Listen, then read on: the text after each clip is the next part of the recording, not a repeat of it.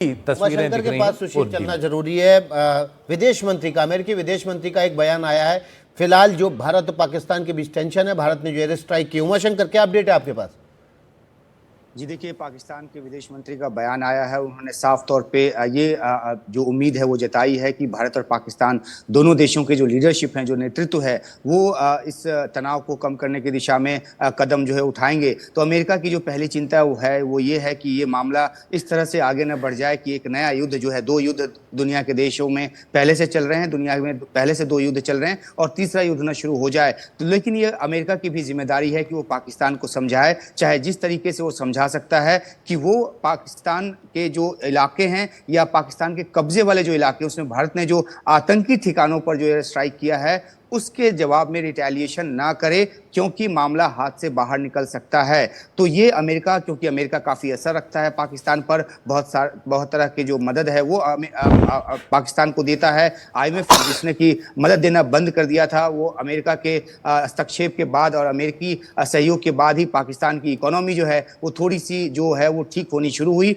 तो अब हर तरह के असर का इस्तेमाल करके अमेरिका जैसे देश की जिम्मेदारी है कि वो पाकिस्तान को रोके। दूसरी अहम बात यह है कि भारत ने जिन देशों को ब्रीफ किया है उसमें रूस जैसा देश भी शामिल है। हमें पता है कि 2 दिन पहले ही रूस के राष्ट्रपति हैं पुतिन, उन्होंने प्रधानमंत्री मोदी को फोन करके आतंकवाद के खिलाफ जो एक समर्थन है वो दिया था। और भारत ने ऐसे तकरीबन 50 देशों से एक जो समर्थन है वो हासिल किया अपने राजनयन के जरिए, अपने डिप्लोमेटिक एफर्ट्स के जरिए। और उसके बाद भारत ने जो एक सटीक सूचना है उस पर कार्रवाई करते हुए इन हमलों को अंजाम दिया है। तो जो सैन्य रणनीति है वो अपनी जगह तो चल ही रही है, लेकिन डिप्लोमेटिक फ्रंट पे भी भारत बहुत ज्यादा सक्रिय है। और यही वजह है कि अलग अलग देशों की तरफ से प्रतिक्रिया आना शुरू हो गया है। जो अमेरिकी राष्ट्रपति ट्रंप हैं, उन्होंने शुरुआती जो प्रतिक्रिया दी है वो बेशक जिस स्टाइल में वो बोलते हैं उस स्टाइल में वो बोल गए हैं, लेकिन उनको इस बात का एहसास है कि पहलगाम हमले के बाद भारत किस तरीके से बहुत ज्यादा जो एक विक्टिम के तौर पे महसूस कर रहा था, जिस तरीके से गोली मारी गई, जिस तरह से धर्म पूछकर गोली मारी गई और जो निरीह लोग हैं उनकी जान जो है वो ली गई। तो अमेरिका ऐसे मामलों में खुद जब उसके ऊपर होता है तो बहुत ही तीखे तेवर दिखाता है। ऐसे में अमेरिका के पास इस बात की कोई गुंजाइश नहीं है कि भारत को लगातार सलाह देता रहे या पीछ करता रहे। अब जब भारत ने स्ट्राइक कर दिया है तो खासतौर पर अमेरिका जैसे देश की ये जिम्मेदारी है। और इसी बात को रिफ्लेक्ट करते हुए जो अमेरिकी विदेश मंत्री हैं, उन्होंने अपना एक छोटा सा बयान जो है वो एक्सपोस्ट के जरिए सामने रखा है। बात आप कह रहे हैं उमाशंकर की बहुत महत्वपूर्ण बात आप इसलिए कह रहे हैं क्योंकि अब हमें किसी के परमिशन की जरूरत नहीं है, हम किसी पे निर्भर नहीं है। हमने कॉन्फिडेंस में लिया, ये जरूर बात है, लेकिन हमने वही किया जो हमें करना था। राहुल सर, ये विनोद सर, ये बड़ी बात है जो बात उमाशंकर कह रहे हैं कि हमें निर्भर नहीं रहना है। हमें जो लगा हमने ठीक किया, और लेकिन हमने कॉन्फिडेंस में ले लिया, वो एक अलग बात है।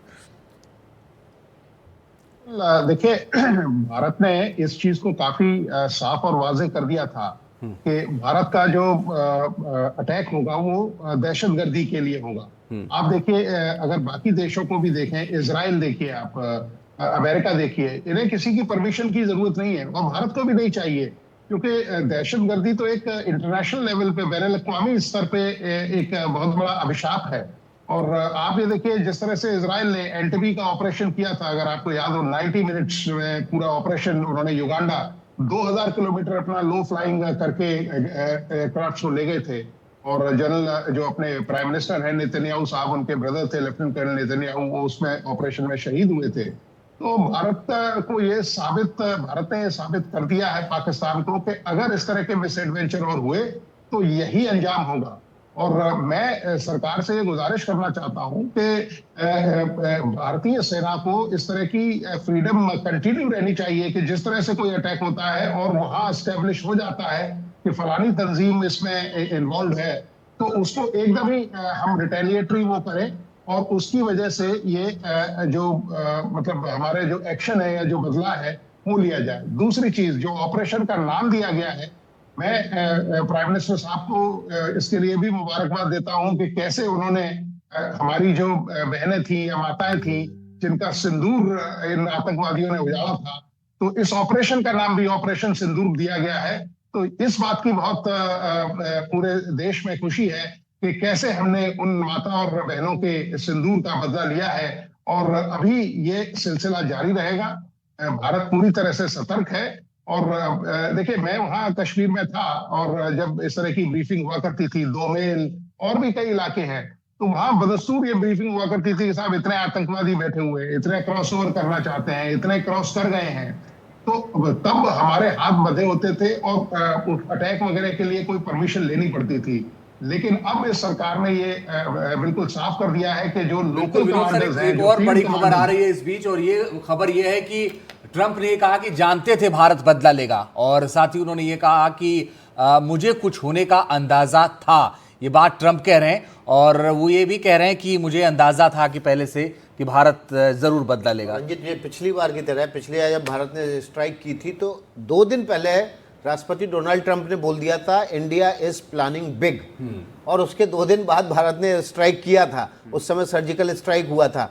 इस बार कम से कम डोनाल्ड ट्रंप ने वो ब्रेकिंग न्यूज़ खुद नहीं दी, वो आने का इंतजार किया कि पाकिस्तान खुद दहाड़ दहाड़ के चिल्लाए, छाती पीट पीट के रोए कि हाय दैया, मेरे 9 ठिकानों पर मिसाइल गिरा दी, तबाह कर दिया, बर्बाद कर दिया, और अब एक एक जगह के डिटेल भी डाल रहा है।